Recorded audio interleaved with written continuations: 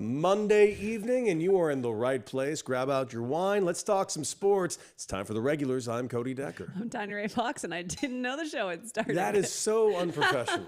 So I was just looking at my phone like, oh, we're live. Ungodly unprofessional. Oh By the my way, we gosh. are live both on YouTube and today, once again, on IG, on Tanya's platform, because why not, right? I was trying to see if I could like lean into the frame in case it's out of frame on. Although when I look at it on the Instagram, I don't know if anybody's watching on Instagram Live and you're watching on your phone. Can I'm you tell watching on us? Instagram Live, and I'm watching it in widescreen. Yeah, and 'cause, just like, so on you my know, you computer- can watch it in widescreen on Instagram Live. I know, I'm doing it. I'm doing it too. On my computer, it doesn't do it, but on my it does. Anyways, I was gonna say we didn't put this in the rundown, but I did want 2 first-round picks to Atlanta Dream. I will admit, I am disappointed in you. You were going to say the big news. I did bench press 315 pounds yesterday on video. And You yes, are it was not- on my Instagram. Yes, I've been struggling at putting up the 3 wheels, but Daddy got it. And thank you for God. acknowledging it. Also, congratulations to Angel Reese from going for last place, Chicago Sky, to the first place. Well, 3rd overall. But Atlanta, come on. And a much better, I feel like, spot for her in general, a place where Be excited. like the branding and marketing to be a part of the Dream, a team that's actually invested in her will be really cool. I think she's one of the coolest like athletes going right now, as far as just obviously you garnered 2 first-round draft picks. She's a star. She's one of the best rebounders in the league. And You can make the argument on how many, I've seen the jokes and how many she's given herself, but I don't care. That still counts. well, I the crazy part is it's kind of, that's another one thing that's just sort of propaganda, because a lot of her rebounds are like defensive They were rebounds. also not her. Like, it's- I will admit, yes, they were also not hers as well. The me bounds, she trademarked me bounds. Yes, she did, which was very funny. Incredible. No, but like if you watch her on the board, she actually is fucking nasty. And I love that. And she just is a star. You know, like there's just some people, there's some athletes of all genders where you just see them and you're like, damn, they're just like stars. Listen, she's got that star factor. She's a got that it Victoria's factor. Secret angel. No, and also listen, whether you love her or hate her, I really don't care. Why would you hate her? I don't know, but a lot do. Are we pretend? I'm sorry. Did I just blow your mind and letting you know that some people have been slightly against Angel Reese? I don't acknowledge if there's not like a real reason to hate someone, if it's literally just because like You she's, know the reason. well, if it's racism. Yes, Right. that's the reason. Right, but like when someone What are we doing? This is like being like, well, whether you love her or hate her, like that should come down to like their act. Whenever I hear that, it's like it should come down to an idea that there is a reason. I want to make it abundantly clear. If you- I really like Angel Reese. The only time I was just like, oh, Jesus, Angel, let's get some. You got to get away from the microphone. Is when she was getting irritated. She was being asked about Caitlin Clark, and she went in that whole thing about how it's not just Caitlin. Other people are here too, and then with me too. I wrong. understand she was not wrong, but you have to know that did not come off great. I don't care. I thought it was hilarious, but I was like, oh God, can somebody get the mics away from her? 'Cause I she- genuinely, because like that's the crazy part that people don't realize is like Caitlin Clark was a basketball player doing what she was doing for a while until the LSU game, until her and Angel Reese was ended up gold, with man. when they ended up with their rivalry. The rivalry between the two of them kind of set it off. It was awesome. And then of course Clark was an insane basketball player, and only one of them has a national title. It's not Caitlin Clark. That's fine. Okay. That's fine. You know? If you are under the impression that I'm just going to be some Caitlin Clark stan, we're about dude, to argue. I would be shocked. No, listen, I really like Caitlin Clark. I would never. think I she's wouldn't great. start a podcast with a Caitlin Clark stand. No, sorry, man. on, no. I really like Come on Caitlin now. Clark. I like the W. I'm In looking fact, forward to this year. the first time we ever had a phone conversation, what I should have done is been like, "How do you feel about Caitlin Clark?" I'll be like, she's the greatest thing that's ever happened, ever. I'm like, you know what, Cody? in the This isn't history gonna of work. sports. This isn't going to work for us. I agree. Great basketball player. She's Caitlin great. Clark thinks she's really great at basketball. Also fit in really well. I think so too. What is the Magic City promotion going to be like? Honestly, though, they should do it. If I'm They Caitlin should Clark fucking do right it. now, Angel Reese. I'm sorry, Angel Reese. Caitlin Clark's not going anywhere near Magic City. Although, if I am Caitlin Clark Yeah. and I'm playing against, can you imagine if I'm then I would capitalize on the Magic City, especially the way the NBA dropped the ball on the Magic City thing. Oh, go all in, man. If the Dream did that, Yes. like for real, it might be like that's a really good idea. Lemon Pepper Angel. And having all the girls like Oh, that's good shit. Dude, I'm just saying. I think it's the money prints itself. It really does. God, you are so welcome. You are so welcome, Atlanta Every Dream. once in a while, you lead this podcast in a pretty decent direction. I don't know what to tell you. I am a idea man, and that's $1 million idea. That'll just print money itself, and I gave it to you for free, Atlanta. You're fucking welcome. You know what? Maybe they'll invite us if they end up doing it. I have had the wings. I have never been to Magic City, but I did Golden Belly Magic City wings. You did? I did. I had to try them. Yeah. Did I get the lemon pepper? His name is Lemon Pepper Lou, man. I love lemon pepper wings anyway. So like, of course I would love that. Magic City, hit us up, dude. Like, we're in. All right. Well, we do have headlines to get to, so let's just get right to it, Tanya. Yeah. Headline number 1, Tanya. Well, on Friday during our show, so we couldn't get in on the drama. No, we couldn't. The Final Four game between South Carolina and UConn got a little testy at the end when Gino Auriemma acted like a total maniac in regards to Dawn Staley. Everybody knows what happened now. I'm not going to re-explain everything that happened. However, there have been new developments in that since kind of like yesterday into today, but yesterday specifically. Obviously, Dawn Staley and South Carolina were in the national championship game, got absolutely off by my UCLA Bruins. By the way, awesome. Yes, it was awesome. There was a bunch of seniors who came back and wanted to make that push. Anytime you have a team full of seniors who are ready to win, who have it, basketball has still got that thing where if you can get that group, we're seeing it. I don't know how the game's going to go in the men's side, but Michigan absolutely destroyed Arizona for the same reason. Yeah, they did. But Dawn Staley was incredibly, grateful and incredibly humble. She had a lot to say about how much she respects their coach. Corey Close, Corey. Is it Corey Close? Corey. I thought it was Carey. You're probably right. Listen, no, you're right. I'm probably wrong. It's a double C. It's double C. We're gonna call it double C. What is with everybody with these with me getting one letter off? I called you Tanya for like a year. Listen, you were on the right letter. You were pronunciating it wrong. I'm sorry. You could just spell it correctly. Spell it phonetically, please. I am Tanya. Wait. You just said that. That was like your Boston came out slightly. Tanya. You're like, oh, no, I did. It's Tanya. Tan. So everybody from home calls me Tan. Of course they did. Tan. Of course they did. So anyway, back to Gino and Dawn. Here's the problem. So during the broadcast, Rebecca Lobo says, she's Coach Auriemma was certainly wrong in that moment, which he acknowledged in his apology Saturday, very half-assed apology that did not actually name Dawn Staley specifically, by the way. And she said, I know he has also since reached out personally to Dawn to apologize. It's unfortunate that that happened, blah, blah, blah. So everyone's like, he reached out to Dawn to apologize, but didn't name her in the apology. Okay. Yes.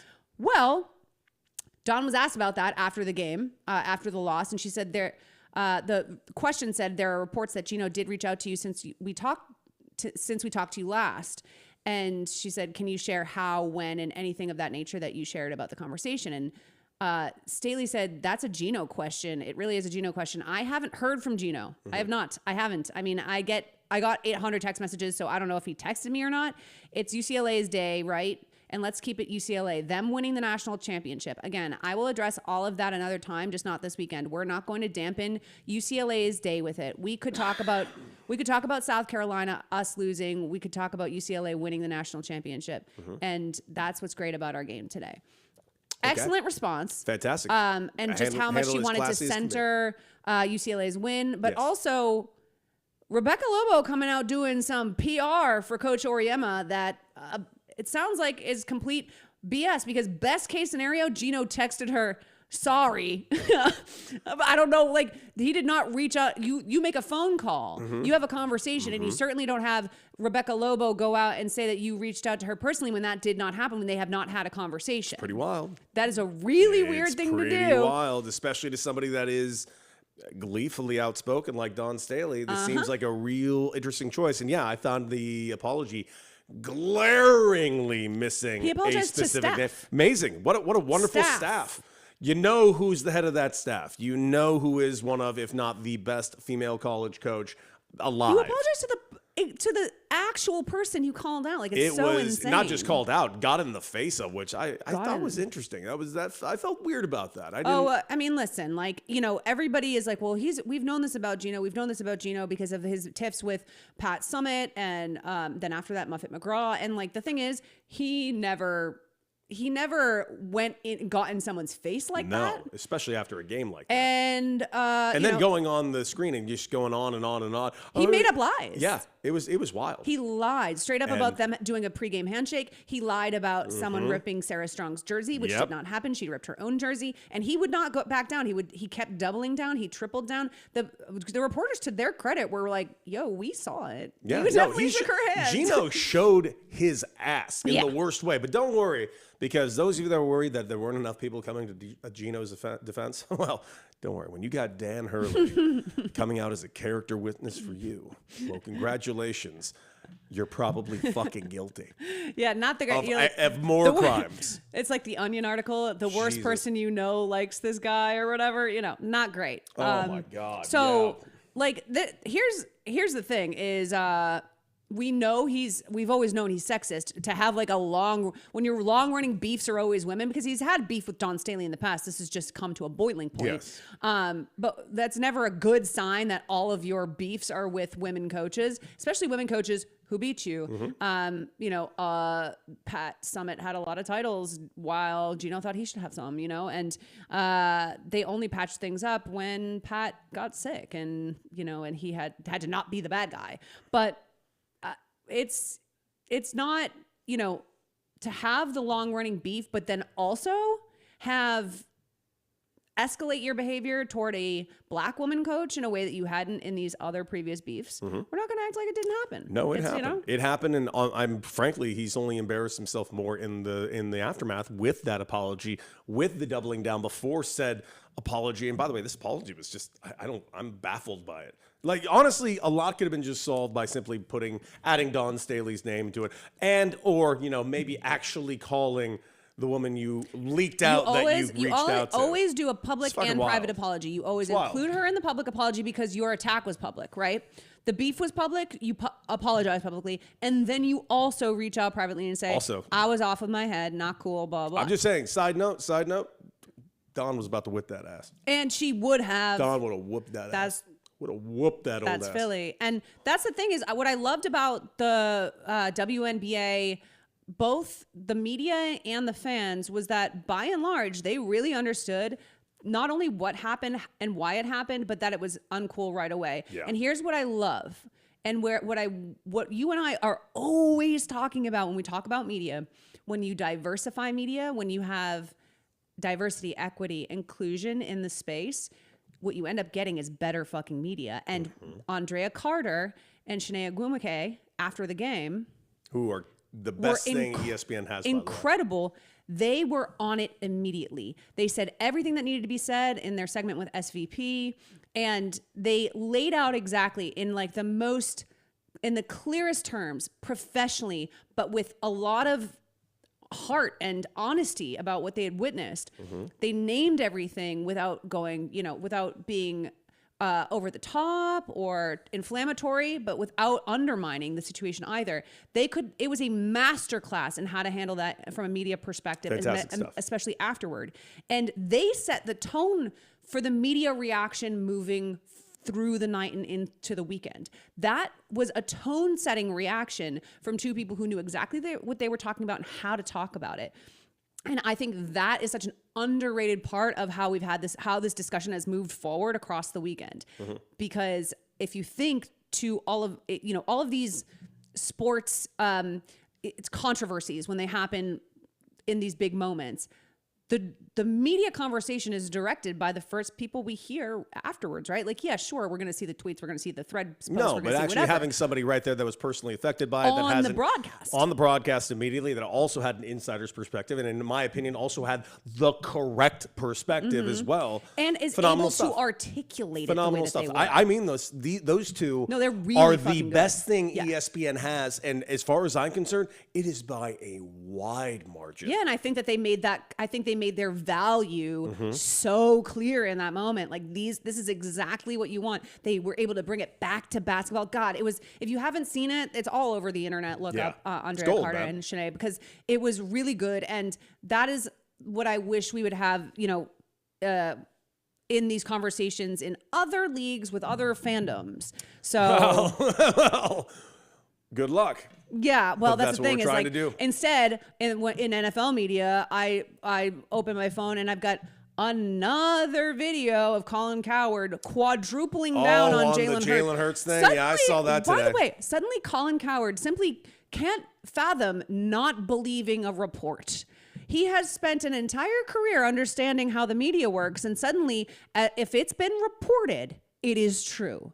This is like media literacy 101. When was it released? Exactly how was it released? It was released exactly within 24 hours of the coaches meeting practically ending, so the coaches and the GMs don't have to answer a damn question at all.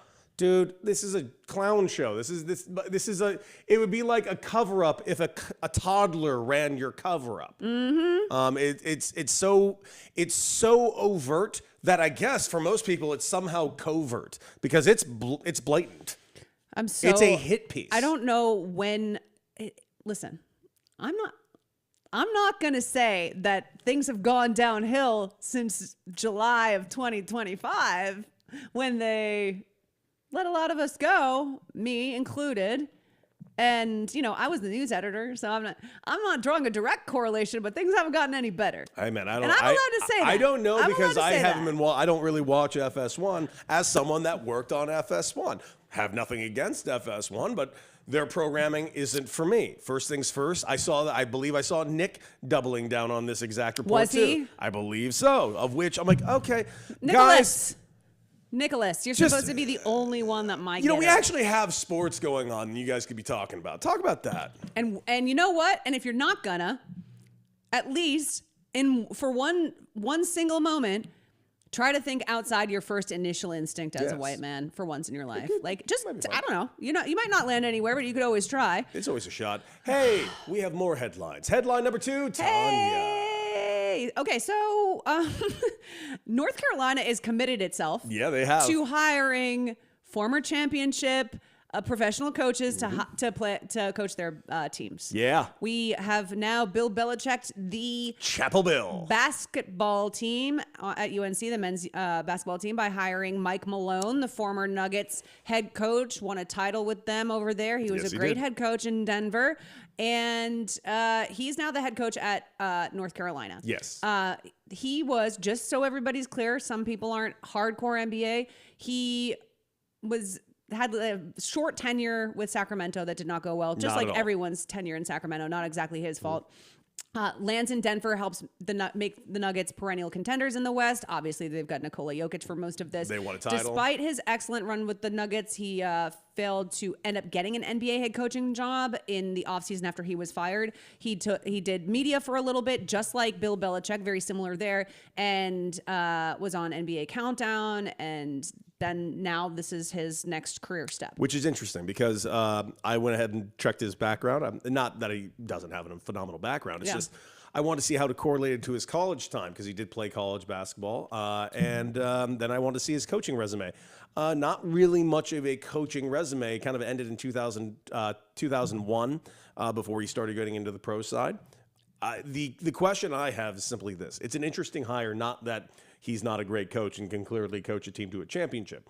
Can he recruit? Can he build a team as a de facto GM? Does he know how to work a transfer portal? Is his fiery personality going to work with 18-year-olds that are getting NIL money? With the transfer portal right now, if he yells at one kid, is that kid going to transfer the next day? This is such a unique hire to me that I cannot wait to watch as a sports fan. I will admit everything that's happened with Bill Belichick and the way that I've been seeing the landscape of college kind of change and people trying to go from the pro side to the college side and vice versa. It does not always translate. No, I mean, I guess technically with NIL, there is a more pro structure to There college is. college sports now, but it's still college sports. Michael Malone was a personality that rubbed adult men the wrong way, let Yes. alone college. Very And fiery dude, man. Yeah, good. I don't really have an coach. issue with that per se, especially when you were talking about adult men. Absolutely. But college it can be different. As far as actually kind of GMing the team like that. I'm not super worried about that. I think his coaching style is a fair thing to wonder about for college kids.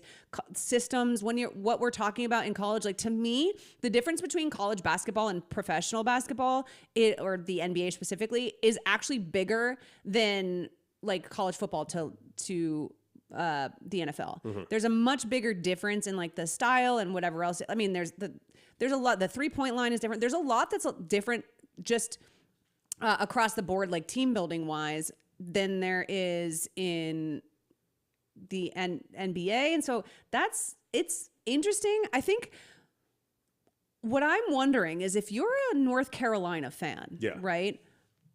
It's one thing to hire Bill Belichick to coach your football program at North Carolina. North Carolina is not a prestige college football program. They're Division I. They're in the ACC. Got it. Whatever. But they're not like it's not like you got hired to Michigan, right? UNC basketball is UNC basketball. Yes. This is an iconic program. This is one of the blue bloods, man. Blue bloods through and through. You're like infamous rivalry with Duke. Like this is one of the most historic programs in the country. A stunt hiring of that level is a little odd to me for that program. Now, I would agree. So when people make the comparison to Belichick, it's like, okay, they're trying to get names in there. Bill Belichick is a name you bring in to get you want to get recruits, you want to get people, donations, you want to get money into the program, you bring in Bill Belichick. The other difference, to your point, in going through Michael Malone's relationship to college football is that Bill Belichick's relationship to the college game is by definition going to be a lot different than Michael Malone, because Bill Belichick spent 40 years scouting and GMing a football team. Yes. And so his understanding of how college football works, because of being a general manager and spending like thousands and thousands of hours scouting college football players, watching college football tape, and growing up, his father was one of the great scouts. Yeah. Steve Belichick was one of the. So these are like he has a much closer relationship to the game of college football as a notoriously successful professional coach than someone like Michael Malone does in college basketball. So I think that it's not even a great one-to-one comparison in that respect. Completely agree. It's a fascinating hire, and it's just one of those things that, listen, I can't wait to see it. It's a fascinating choice, and I'm watching it go the opposite direction right now in the exact opposite thing, which we're watching in Major League Baseball. Tony Vitello, so far with the Giants, hasn't gone according to plan. Now, I freely admit this is a different scenario, but it's still going to be tricky. I mean, what happens if a Mike Malone, who I haven't seen any details of what the deal could possibly be, but I can imagine it's going to be quite nice. Yeah. What happens if a Mike Malone gets bumped in the first round next year? What does that look like? Is there going to be a massive panic in Chapel Hill, or are they giving him the leeway that you would expect somebody to get? But it's also Mike Malone and UNC, and we expect better. I guess out the gate. I guess what I'm worried about is that like they're not. I'm getting this cynicism around sports in general, where it's like, do you actually care about building a program that's going to make a real run to a finals in the next couple of years if you're hiring Michael Malone? I actually really don't think that if they were genuinely trying to build a long-lasting, we're going to rebuild the program to be the blue blood that we want to be, that they would hire Michael Malone. Interesting. So I like, if that's why I'm saying, if I'm a UNC fan, I'm wondering like, do they give a fuck that we're not going to win, or are they just trying to bring in money and bring in the names and bring in like, certain amounts of revenue, whatever else? Because like, I genuinely don't think this is a move of somebody who thinks that this is their long-term answer. It feels gimmicky. It does feel gimmicky. And it's not even an indictment on Michael Malone. Not at all. No, he's fantastic. How about this? When it was announced, I didn't see a single person that went like, "Oh yeah, Great call. great Yeah. call." Everyone was just like, "Well, this is fucking out of nowhere." Yeah. Like no one saw this coming. Yeah. Like it wasn't on anybody's boards. It wasn't on Nobody anybody's was like, thought process. oh, there's murmurs about this. Yeah. No, it just Mike Malone was just fucking hired, and we're like, Jesus, when was this a 10-minute fucking conversation? Mm-hmm. So it seemed It's like it they almost woke seemed up- like a panic move to me. Yeah. They were like, I don't know, man. Like Billy maybe- Donovan's out. Fucking Yeah. who was fired? Mike Malone. Get him on the phone. Right. Like Budenholzer available. Get Budenholzer. See if he wants it. and as much as I Get think Thibodeau. He's not doing anything. it's not like they went and got like it's not like they went and got Steve Kerr. Like it's like Mike Malone. It's- Okay.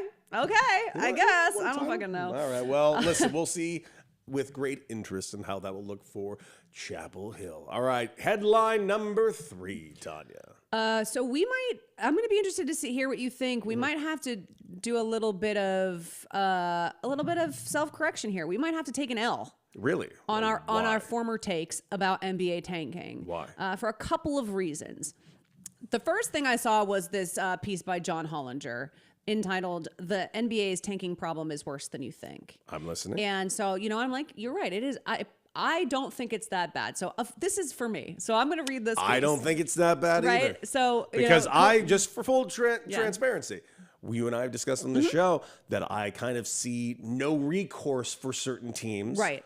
But to tank. Right. To get a star player. Sure. Into their house. Now, that's my current perspective. Right. And we had a big discussion. So here and we it's go. better than the options they're trying to give us thus far. Well, that's what we're going to decide after this. Okay. We're going to decide whether we want to call ourselves out or stick to our original point. Let's hear it. Hollinger wrote that on Friday, unfortunately, the NBA gave us perhaps the worst single evening of basketball in its history. Despite having 9 games of the schedule, there was virtually no good one to be found. A record-setting 5 of the 9 games were decided by more than 30 points, and only one, the Failure Bowl between the Sacramento Kings and New Orleans Pelicans, That's actually a good game. was close at the end. In a related story, 7 of the 9 games involved a team that was tanking playing against one of the 20 teams that long ago sealed up a spot in the league's play-in or playoff. And those matchups accounted for all 5 of the 30-point routes. That's the thing about tanking. The cost isn't just to the tanking team's fans, many of whom might favor it. It imposes terrible basketball on everyone else too. Now, he says, I want to break this down at a deeper level. However, because I'm worried about the sheer quantity of teams tanking hides just how awful they've been when they haven't been playing each other. The Wizards and the Brooklyn Nets, for instance, played an absolute joke of a game on Sunday in which only 2 of the 18 players who participated were even in an NBA rotation when the season began. Ooh, that's bad. But it was a close game. That's not good. It was a close game that the Nets eventually won by 6, so it looks like a sort of respectable close game. And by rule, one of the 2 teams had to win. So that's red flag All number right, so 1. I did not You just love rolled that. out 2 G League teams, almost 100%. Not good. Yeah, that's tough. Okay, so his notorious 9, as he's calling them, the 9 teams he's pegged as tanking, have won 17 games and have 144 losses combined since the All-Star break. Jesus. It's the Chicago Bulls, the Bucks, the Kings, the Mavericks, the Pacers, the Grizzlies, the Jazz, the Nets, and the Wizards. That is 17 and 144 is bad. A lot of these teams have won 1 game. The Wizards have won no games. And the Bulls have won 3. They just fired everybody in their front office earlier today. So here's the thing. He then goes to say, this, my friends, is why the league has to pursue the relatively draconian measures it is now considering to disincentivize tanking. In the current environment, multi-team chases to see who can sink the lowest to get draft position are a logical response to the draft's incentives, but it's badly distorting the league and killing the fan experience in the final 2 months. I worry about unintended consequences with some of the league's proposals, but the status quo is no longer an option. I will say I really do worry about the unintended consequences as well. You and I cited like 3 in each one of them going like, well, this could happen, and this could happen, which ultimately would just create possibly more problems. After this, do you think that it's potentially worth trying one of these things, considering what John Hollinger just laid out? Maybe, because I do listen, that's a bad night. That's a bad look for the league. Yeah. 16 of 18 weren't even in the league. Yeah. That is That brutal. that blew my mind. That's that's an astonishingly bad it's really, stat. really bad. That's not good. It's really, really bad. But man, I'm still on the fence. Okay. How about this? I'm still haven't changed. Not enough has given me to change my mind, but I will admit this because I started laughing when you were saying that, going like, there is something I'm really noticing right now. Now that the Lakers are injured and they're not even like a story in the West at the moment, and there is no zhuzh right now in it's the bad. NBA going into the playoffs. It's Like really bad. none. Like there's no jockeying for position because there's everybody's in. Like it's just, and then the teams that aren't in are just playing so bad that you just don't care. I honestly, I just scrap the rest of the season now. Let's just start the playoffs because no one gives a shit. Yeah, and that's the thing is like when you look at these teams that are tanking, right? It's like I understand the Pacers 100%. If you're the Pacers, like I get that you were not going to be competitive, and you have a chance to get somebody to pair with Tyrese Halliburton when he's healthy, but tanking feels a little out of order. You're not wrong. Listen, Like- you're not wrong. I just all of the ideas that they put forward so far have yet to make me believe we won't cause a bigger problem. I'm just seeing the ripple I don't effects. know if there's a bigger problem than this. I think that that's what it changed my mind about was that Yeah. like perhaps this is a bigger problem than whatever problems might arise from trying to fix it because I said in that I was like 8 teams are not tanking. And then I look at this and I'm like nah, about 8 teams are actually fucking tanking. Kinda tanking. 17 wins combined since the All-Star game is so bad. That's so bad. That's You're so right. No, fucking you are bad. absolutely right. And by the way, that And you're not even watching NBA players when you go to an NBA game? I'm telling Tanya, the thing that stood out to me wasn't the shit games and the 30-point losses. It was the 16 of 18 You're players. not watching NBA players. Like that right there. Like, You're not why going the on fuck NBA am I players. going to this court? Why And would I that's watch the only this way on you can TV? successfully tank because you're not going to get NBA You're players to tank. absolutely right. They're going to play basketball. Their best basketball. And so you have to get people whose best basketball is not good enough to win a goddamn game, which You're is not G wrong. League players. And that's not fucking good. Straight up factual, and it is a problem. So you know what? How about this? I have not changed my mind, but I'm closer. Okay. I'm willing to hear more. I just Yeah. need to see more data like this because this is phenomenal Yeah. data. And pretty damning to say the least. It's How about really- this? If I am the attorney for the defense of what the system is right now, and the opposing attorney just threw this out there, Yeah. I'm sitting here going like, Shit.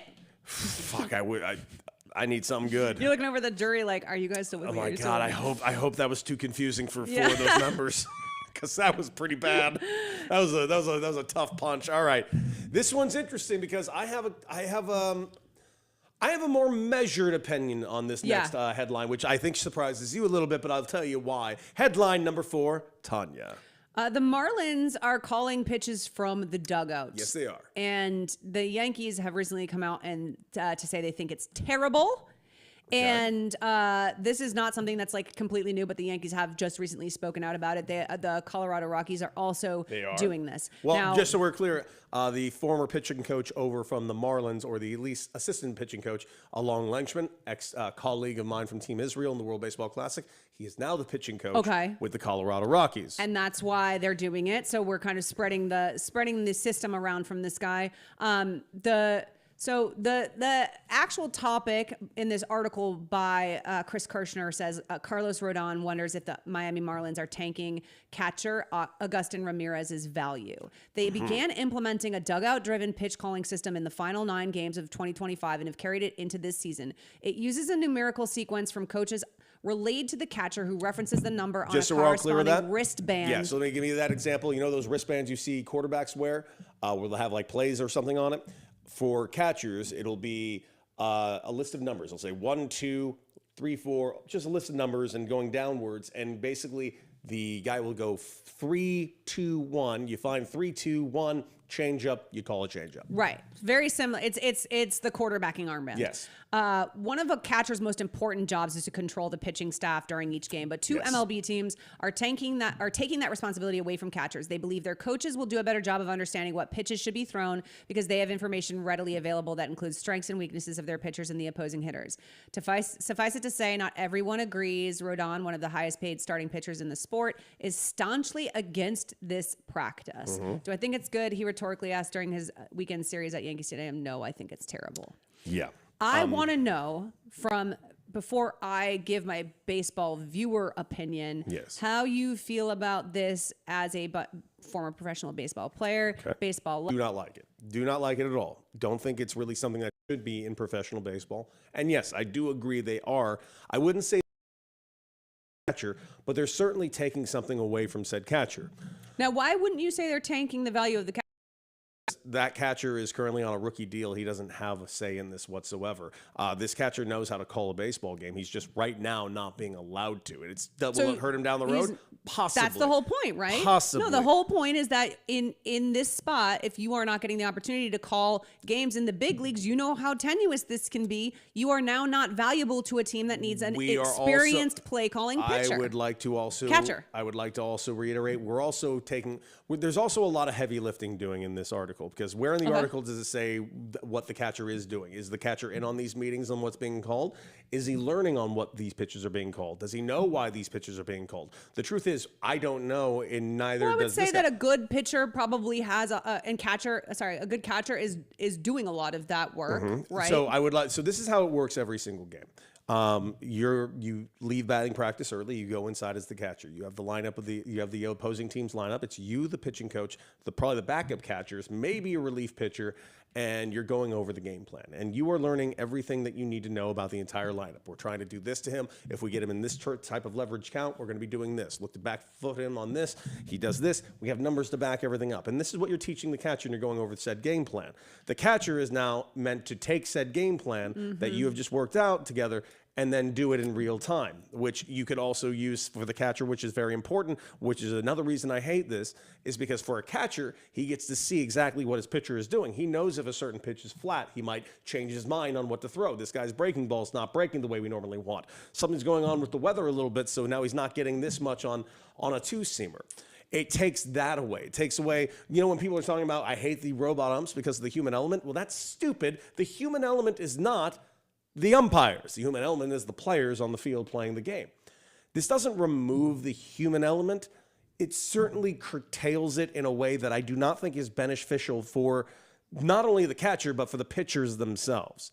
Yeah, because the ecosystem of what's happening on a baseball, diamond and in the entire field it's a living, breathing organism anytime you're talking about live sports. And when you take some of this stuff away from the active players, when you take away from the quarterback of the defense, which is the catcher, and you put it into the dugout, you are now putting the decision making specifically away from live, actual. What are we doing? I'm doing a joystick. I'm playing a joystick video game. And you're not.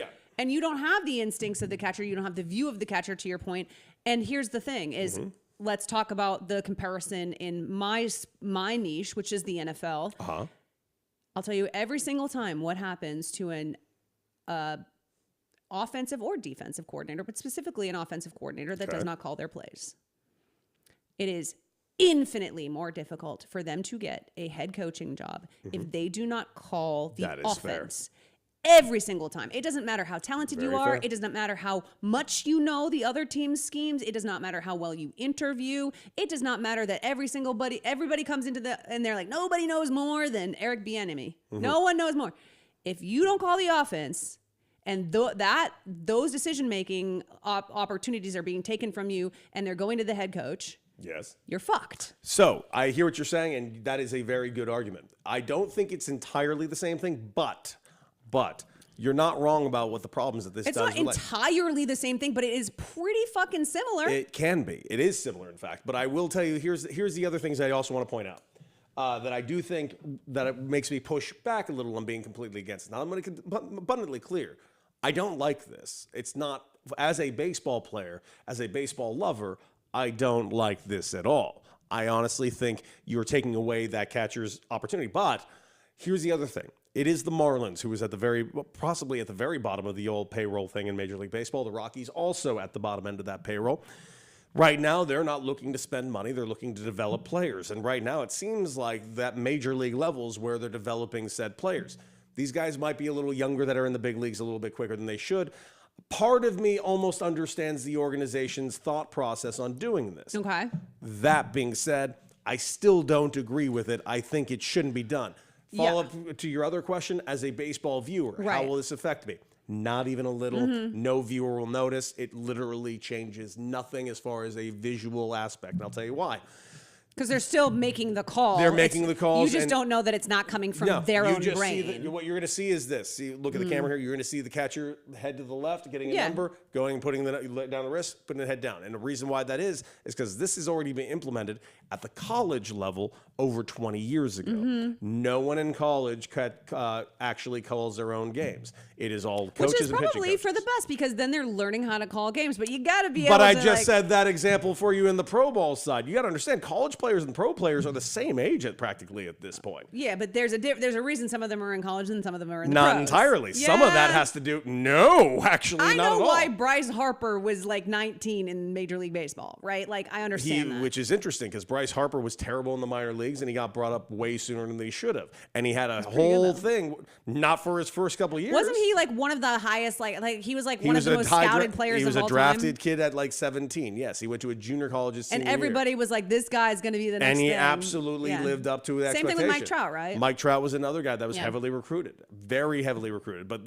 there's guys like this every single year. Yeah. It just happens. And listen, I'm not saying that the young guy can't do it. I think he can do it, but he's not given the opportunity. I don't like it at all. But it has shown a precedent in the college level. No, I will not agree that it helped any catcher learning how to call a baseball game in any way, shape, or form. I felt it stunted catchers in college. It did help the college game. It helped pitching in that respect. That was them trying to grow pitch, get pitching better, probably. Probably, or it's honestly no. It's just coaches controlling the game. College coaches have way more that was my other question than pro coaches. That was my other question. Is they're like, well, it's going to go to the coaches in the dugout, who blah blah blah. In my mind, knowing baseball, it's like, is it or is it going to a GM? Possibly both. Is there somebody? Because that's what I worry about. Well, now every team's got like 3 pitching coaches now. Well, you've got an analytics guy now in the now they're the one making the call. Yes. And listen, the Red Sox have done this. The Dodgers have done this. Like great, high-end organizations have taken analytics to an absolute psychotic degree. Well, you have to understand, every team has millions upon millions of dollars sunken into their R&D departments. Yeah. Every one of them. The technology in baseball would baffle you. I just cannot be in a world where we've got somebody who's not even in the dugout deciding pitches. No, that's not going to be happening. It's going to be somebody in the dugout. Okay. And the reason why, it's just going to be too tricky to relay pitches that fast. You can't give these guys too much credit. Hey, listen, you could always cheat.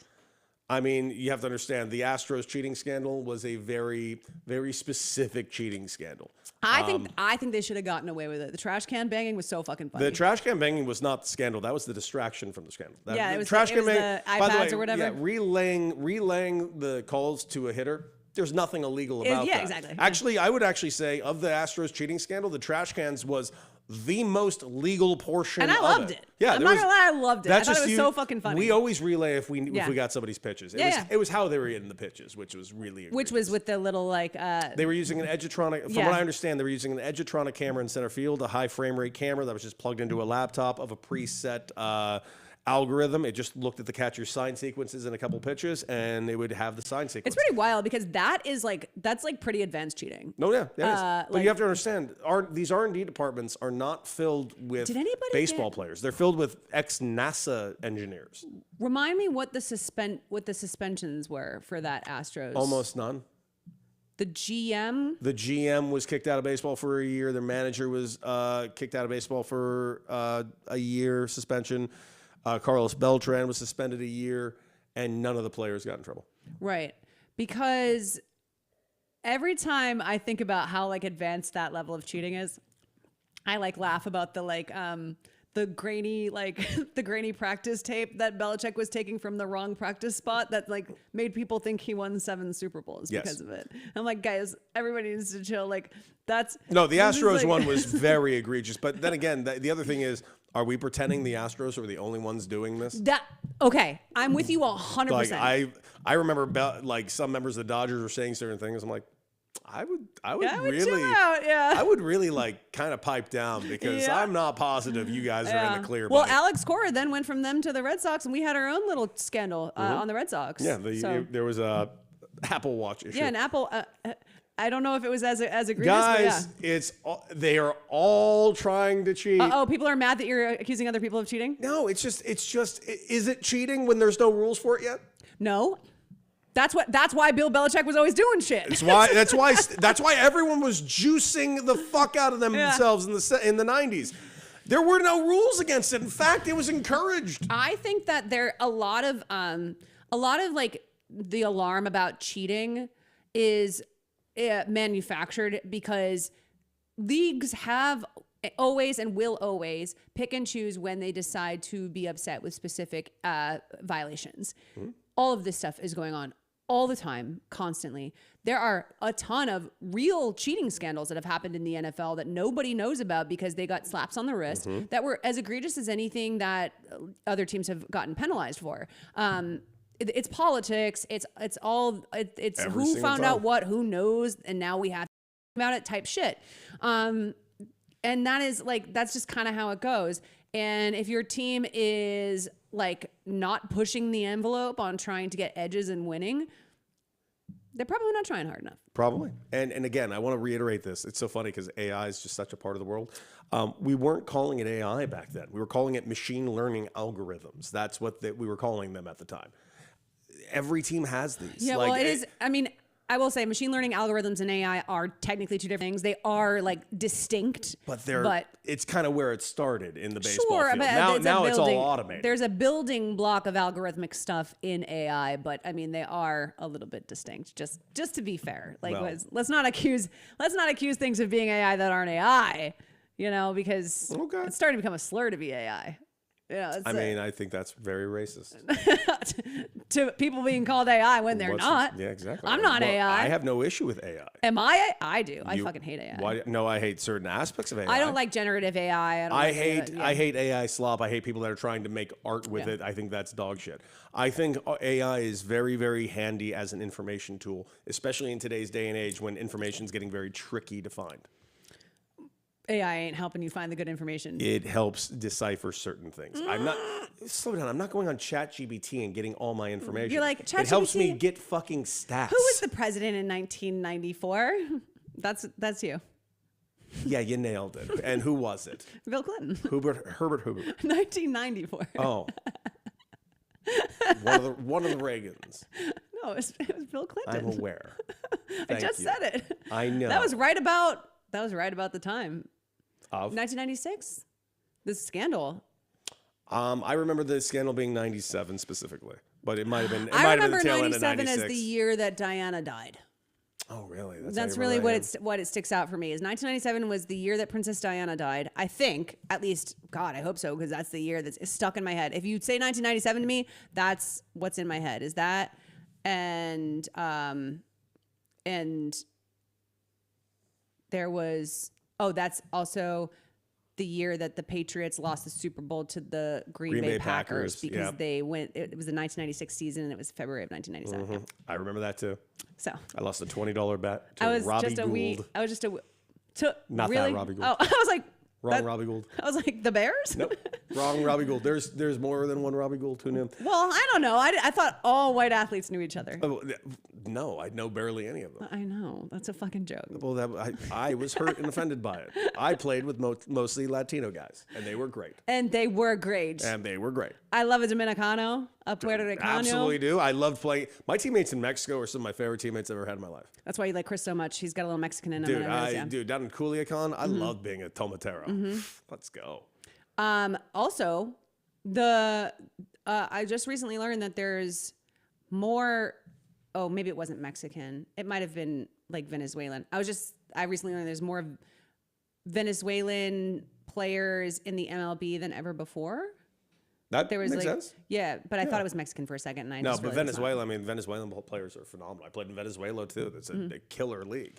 Oh, I played in Venezuela but that too. being- I played in all these cool places because I'm Courtney Decker. I don't care if you're jealous. That's a you problem, not a me problem. I did that shit. You can be upset about it. Doesn't affect me They one weren't way even or the gonna other. let me play baseball because I'm a girl. I could have been amazing. Maybe I saw a League of Their Own whole movie. Girls. I would not have been amazing. I highly. I you would may- not. Maybe you have. No, you're no. tall. I was- You kind of look like all the way May. I was a pretty good soccer player, but baseball was not going to be my jam. By the way, to put a pin on this Marlins thing, I also want to say this. I don't think this is going to catch on in the pro side. I really don't. Okay. I don't see a world where From pro, your lips to God's ears, 'cause I don't well, want it. The reason why, like, these are two teams that have entire teams on their rookie contracts. You're not going to see a guy you're paying $15 million a year, and you're Or like, maybe oh, they also or, we're or calling are they your just pitches. trying to devalue the whole goddamn fucking position, and then there isn't a guy who's I- making $15 million I- because they're like, oh no, you can't call the plays anymore. I'm always with you when it The comes to conspiracy this. theory? Yeah. I'm always with you on the devaluing of positions Yeah. and doing it intentionally. You are giving the Marlins and the Rockies, the two least respected organizations in baseball, way too much luckily credit. the Yankees are currently off board, but if they ever get on board, we're fucked. I'm just saying, Yeah. the Yeah. Marlins and the Rockies are not trendsetters. Hey, listen, the Marlins now have the Marlins. Did they win a title in the early 2000s? Or did just lose Yes, they one? won two, 97 and 2003. So they've won more titles than a lot of really good MLB players, That is true. MLB teams in a long time. But it's been So- a bit. Well, yeah. I mean, listen, I wouldn't know what it's like to root for a team that's gone a long time without winning a title. Listen, It I'm doesn't just happen to saying. me. I Yeah, know so- you're just such a charmed life. It must be sweet. All right, let's get away from the headlines and let's get to a little thing in our industry that is fascinating. It's media corner time, and Tanya, go ahead. Listen, guys. We're going to talk about Stephen A. Smith, but I promise you, it's we have to have the conversation. Fucking Stephen A. hate Smith this guy. he's urging. waste. He got on television to urge ESPN to cherish Dan Orlovsky before he gets poached. This is not an Onion headline. Okay. He actually said this. He said, I'm going to say this on national television to the bosses at ESPN. We need to cherish the people that we have. I don't think Dan Orlovsky is going to be here too much longer because this man knows his damn football and somebody's going to get smart enough and scoop him up. Somebody's going to come to their goddamn senses and give Louis Riddick a job. Somebody is going to scoop up Ryan Clark, who is obviously a brilliant football analyst. They're going to scoop him up. We have very elite minds here in the sport of football right here at the network. And then he continued to go on about this. And part of this is because they removed Dan Orlovsky from their Monday Night Football booth B team. It also comes at a time where ESPN is assuming control of NFL Network and can begin integrating talent into its own programming. Oh, you mean some like really good NFL network talent that is highly respected? Yeah. Okay, continue. Oh God, I almost sneezed. Okay, so he is apparently gone rogue and decided that he's going to call out ESPN as a company before they don't do anything. Like, I need everyone to understand they've done nothing but reassign Dan Orlovsky from the B team of the Monday Night Football booth. Now, this is stuff that happens all the time. Dan Orlovsky is not a beloved football booth analyst. Okay? He really isn't. He is not like, we're talking about the fact that like if there is somebody from the NFL Network that's Dan replacing Orlovsky. him, they're probably more experienced. Dan Orlovsky is, as a television analyst, is very successful. He's solid. If He's you fine. like him, that's fine. He's not my personal favorite, He's not but my he cup certainly of does tea. the job well enough. That being said, I will say that moment that he had with his son on camera last week, I thought was very lovely. Yeah, that's fine. I don't, whatever. I Like, thought it was congrats. I'm not particularly moved by people who like, they have their personal moments, but they can't necessarily like carve out opportunities for other people Oh, to no, have no, those no, no, moments. no, no. So I This almost is Dan, resent it. protect our daughters, Orlovsky. Yeah. Never forget the tweet. Never forget the tweet. So it's really nice that he loves his son. It's like that's the bare minimum. Like, No, it's no. a bare I minimum. thought it was- Yeah, listen, you're not I'm wrong. willing No, to say I'm a not giving lovely you. moment. No, That was a I'm lovely not moment. giving you shit for thinking it's a good moment because was a like nice moment. whatever. I also like I tend not to be super It's impressed the by. rest of what he does that I'm not a And huge fan I'm of. not super impressed by dads who are like, guys, you're gonna love this. I love my kid unconditionally. That is fair. No way. Oh, okay. Now that you say that, I I have not thought of it in that No, perspective. it's okay. Like I get what you're saying. Like I understand. But So now I kind of get your annoyance now. We're good. no, it's totally fine. In this SAS, is this him marking his territory as the merge with the NFL Network talent looms? Because to me, it's pretty clear that at the very least, Stephen A. Smith sees himself as an untouchable like force if he's going on air with this stuff. And I think him marking his territory with his people as they go into this merge is a very self-serving, specific Yes, thing. it's always self-serving. This guy doesn't do anything that's not self-serving. Is this a joke? Yeah. Of course. Well, here's the It's not about these two. It's about him. So answering that question, you answered it. Leading into that is the reality that I think this level of panic from somebody like Stephen A. Smith on air to the point where he's willing to push this envelope to this degree, because up until this point, Stephen A. Smith has been out for himself and nobody else. He doesn't seem to care who is on his show, who's getting an opportunity. As long as it's him, he doesn't give a fuck. And as long as it's not women, of course. God forbid a woman. But like this going out on a limb for Dan Orlovsky, for Ryan Clark, for Louis Riddick, none of whom need Stephen A. Smith to fucking go to bat for them before ESPN does anything. Also, quick question, just practical Yeah. of the whole thing. Dan Orlovsky, I believe, and I don't believe, I'm looking at it right now, signed a multi-year contract extension with ESPN in July of 2025. Yeah. Which was, I don't know if you know this, like 6 fucking months ago. Yeah. What exactly, who exactly is poaching him for what? Well, that's a good question. He signed a multi-year deal. That's what I'm saying. This is We're him. not even in month 8 of it. This is NFL Network territory marking bullshit. Yeah, this is bullshit. This is just nonsense. And I think he's very aware that Rich Eisen's coming into the fold. Oh, you mean somebody that's a much respected more in this beloved, industry? respected figure than himself. Actually, let me go a step further. Listen, now I feel bad for Dan Orlovsky and Ryan Clark and everyone else that he's trying to pump up right now. I really do, because the least respected name in the industry who doesn't know anything about sports is pumping you up. So it makes me think you guys don't know shit either. And it just makes me think you guys are probably just sycophantically following each other because you're reading the writing of the wall that people who know what they're talking about are walking in the fucking door. Mm-hmm.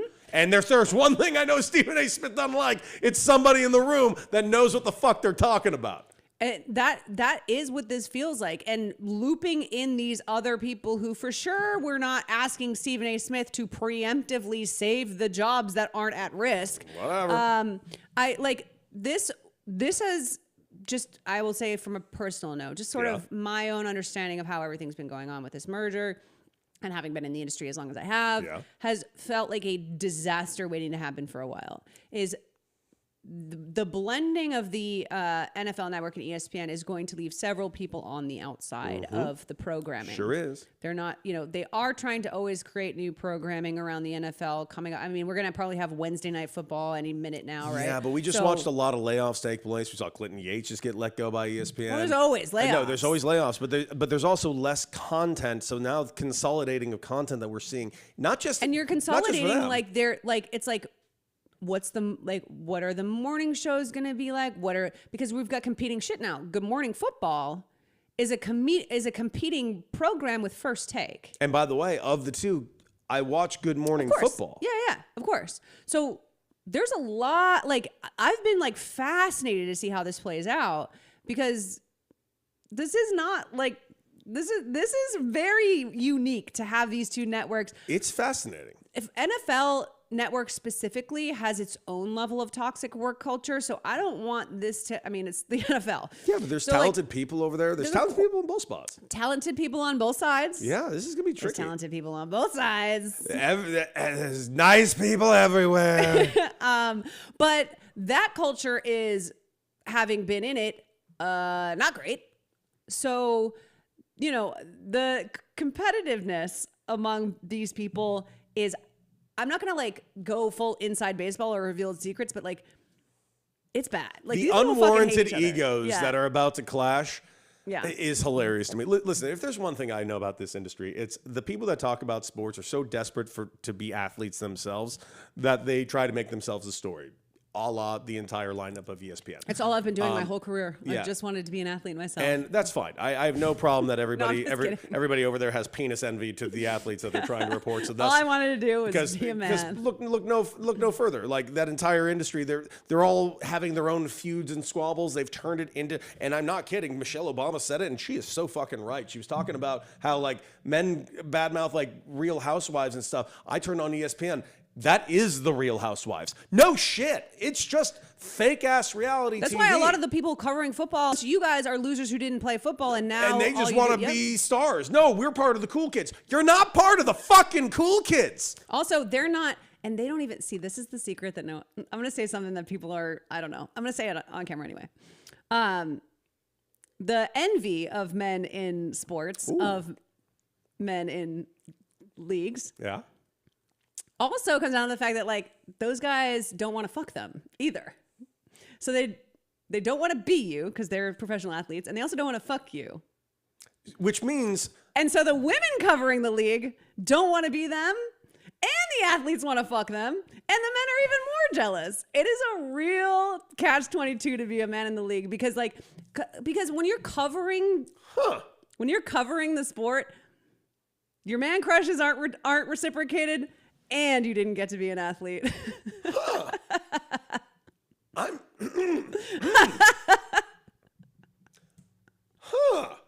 I'm just saying. You know, Nobody's sliding into SAS's DMs, and I think it hurts his feelings. I've never heard it actually said exactly like that, but holy shit. Holy shit. The jealousy from certain male members of our sports media has just to me that it Well, listen, God, you guys are even more pathetic than I thought. You're gonna wake up in the middle of the night, like in a cold sweat, like, wait a minute, I just remembered something. Yeah. Oh my God, I love this. This has just made my I noticed fucking it. day. I noticed it with fans a lot. You know, like Yeah, but I never realized that it's like, Yeah. Holy shit, that's some Yeah. good shit. Every Bottle confession- that up and perfume it. Every accusation is a confession, and a lot of men in my comment to our fans will be like, "Oh, well, you're just have a job because people want to," right? Like we've heard it 1,000 times. I'm like, no, you wished athletes talked to you that way. You wish they were coming into your DMs. It's so easy, transparent. You guys are not subtle about it. Yeah. You know. And you are absolutely right about those people that are in this industry. I always talk about it like being like they just so desperately want to be the cool kids. Yeah. And they just aren't. They're Yeah. just not. There's nothing wrong with being a nerd, by the way. No. I was a fucking nerd. I still am. I have more comic books than I care to admit. It's Yeah. about 10,000. I'm just yes. Oh my God. Yeah, So but- sorry.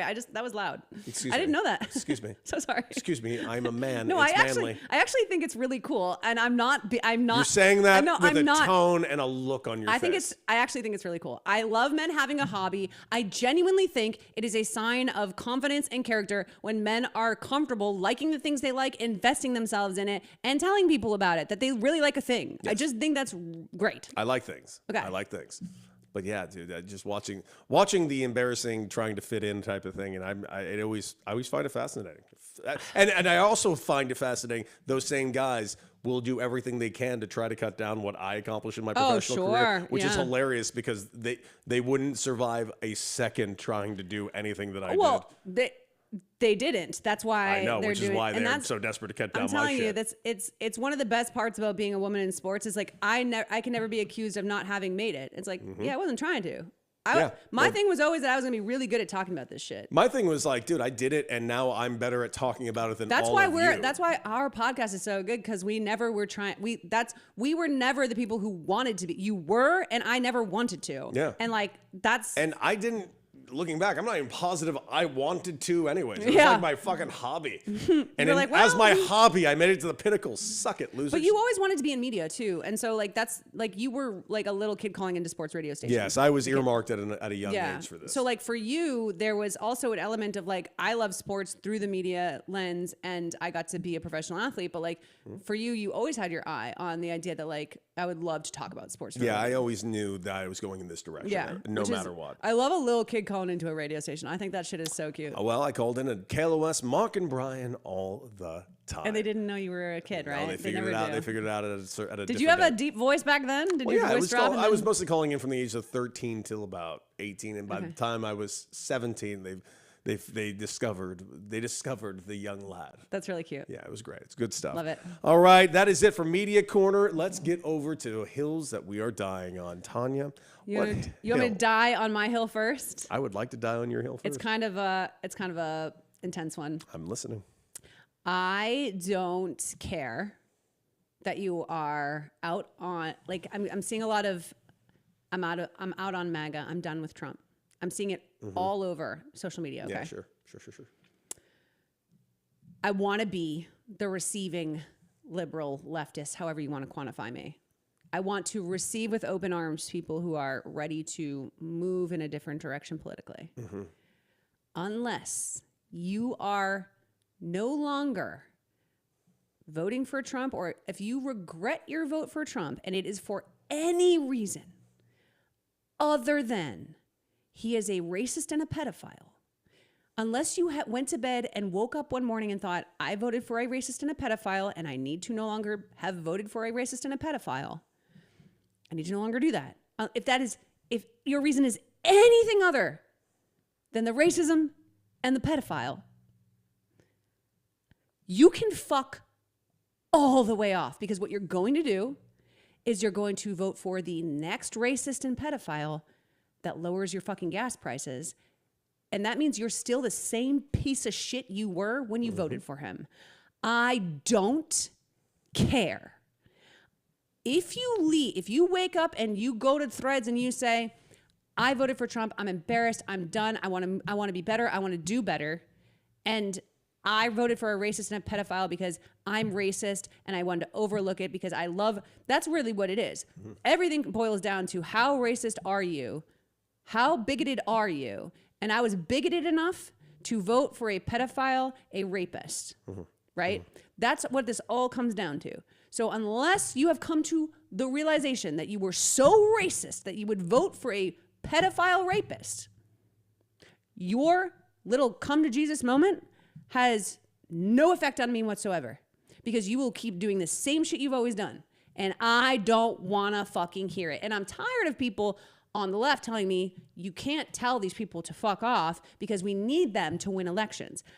If I need somebody who's so racist they would vote for a pedophile rapist in order to keep immigrants and black people and indigenous folks underneath them, in order to strip their rights away from them repeatedly over and over again, if I need those types of people to win an election, I'm fucked anyway. I'm done. I'm not doing it. Stay where the fuck you are and keep voting for your pedophiles so that everything can be as racist as humanly possible, so that you don't have to deal with DEI, so that you don't have to compete with a single qualified person who's not white for a fucking job. You're a waste of my fucking time. Okay. No, I actually agree with that, and I have to reconcile that with like families and shit, family members. Like I hate it. I have to too. I'm just like, no, I'm not into it. I'm not into. No, I don't forgive you. I'm sorry. Yeah. I don't forgive you. Yeah. I'm glad you're seeing things clearly-ish now, but I still don't forgive you. But why do you see things like what are you seeing clear? What do you see what clear? it took? Yeah. Because I'm okay. I would love for someone to be like, oh, I'm racist. I realize I'm like really fucking racist. If someone woke up and said, I realize I'm really fucking racist, and that's why I was so willing to vote for a pedophile rapist, that would be actually really relieving, because we can work from that framework. I can talk to somebody who is willing to say, I realize I'm really fucking racist. Okay. Well, my hill that I'd like to die on is I hate that the Paul brothers even exist in our lexicon, but Jake Paul seems to be really offended by the Drewski sketch, which I find really funny. I want to make this abundantly clear, and I do think that some of you need to look into any semblance of American history, maybe look into filmmaking history, and learn what the black minstrel shows were. I cannot stress this enough. Whiteface isn't a thing. It's never been a thing, doesn't exist. There is no cultural background on why whiteface is racist. However, there is umpteenth reasons on why blackface is horrifically racist, and I strongly suggest you do some research on that. Seeing comedians like Matt Rife push back on this, like, no, I think it's hilarious, but that means you guys need to be this type of energy on all comedy. That's like your way of saying, well, when I'm racist, you guys can't call me out. No, not the same thing. Again, cancel culture is not a real thing, and that's something that I feel like all of you have convinced yourselves these last couple of years. Louis C.K. is out doing shows right now. Kanye West just sold $33 million worth of tickets over at SoFi Stadium. I don't know what to tell you. What cancel culture are you guys all talking about? If you're somebody that's a comedian that's so scared to tell jokes in the realm of cancel culture, it means you're not a good comedian. Comedians, especially in today's day and age, as we've really well learned, are not the intelligent, higher thinking beings that we once created in our heads, in the back of our heads, all because we got one fucking George Carlin out of it. Yes, George Carlin was that guy. He's been dead for some time, unfortunately. So, yeah, there's not a whole lot of George Carlins out there of people we should listen to when it comes to the moralistic backgrounds of our history and where comedy is and should be. I don't know what to say other than, by all means, Jake Paul, you want to do blackface? Please, for the love of God, get yourself actually canceled so I don't have to look at your stupid fucking face anymore. It's also, honestly, you know what's so upsetting about that whole thing is, like, the amount of people who are actively, currently beloved television people who've done blackface in the last 10 to 20 years. They were doing blackface on 30 Rock. They've done blackface on It's Always Sunny. Like, your little, like... But I'll give you an example. And like the It's Always Sunny thing, that was like, this is where Tropic Thunder thing is. Like, the Tropic Thunder thing is simply this. Yeah. The joke is that this is fucking terrible. Yeah, but they still... That's the joke. There's enough black people have told me it's not fucking... you shouldn't be doing it, right? Like, and the Tropic Thunder thing is very specific. There was a very specific commentary on it. It's not for me to weigh in on, but I do know that, like, at least my friends, they don't need white people to keep commentating on blackface in 2026. They're good. Like, I actually don't need to learn about how bad blackface was from Sweet D. You know, now granted, that's my twin. Sweet D, we love her. But, like, at some point, you're not even being, your racism is, like, cliche. Like, oh, you're gonna do blackface? Oh, Jake, like, come on, that's the best you got? Like, you're gonna do the thing that, like, college kids do to be racist at like Princeton? Oh, okay, well, okay, have fun, good luck with that. By the way, Donald Trump endorsed him to be a president someday, like 2 weeks ago. That's a real thing that happened to him. Somehow, like, he was like, you know what? Who could be as orange and horrific looking as me by the time he's 40? Jake Paul. Yeah. That makes sense. Because he looks great. Yeah, he looks... Well, that's the thing is, like, someone mocked they AI'd a version of Jake Paul in blackface, and everybody in the comments was like, he looks better, quite honestly. Well, and it's like, yeah, because he doesn't look like he's like about to like he's a tomato about to burst on a vine. Jake Paul is what, like 27 years old? Why does he look like Bam Margera now? For the same reason that's how Trump looked like when he was 27. It was one thing about us, the hill we're dying on is fuck racists. Like, yeah, not as fan. ever. That might be the, like, fucking log line of our podcast at this point, but alas, we're still we here. Nailed that, actually. We nailed the hills for dying. I feel confident in that hill. I'm never gonna get off it. No, I can promise you that. Well, Tanya, another show in the books. Speaking of racists, what? The way we close our show, we call out a racist every... Oh, that's right. God, we once again, too much time. We didn't get into the bloody sock. We'll get into that very soon. Speaking of horrible racists. Exactly. The one, and the thing about racists is occasionally they do pitch really well in baseball games, and we don't have to glorify it, but we can be honest about whether or not they were bleeding from their ankle or not, and that's something that we will get into at some point. But that doesn't mean that we like him. It was straight up sriracha. Everybody weigh in if you're still in the show. Do you think Curt Schilling's sock was actually bloody, or do you think it was marinara sauce? I think it was sriracha. No, you said you thought it was marinara. I've changed my mind. It seems more reddish sriracha. I think it would stain the sock a little bit better. Either way, I feel good about saying I don't care. Fuck Curt Schilling. Fuck Curt Schilling. Like, follow, and subscribe.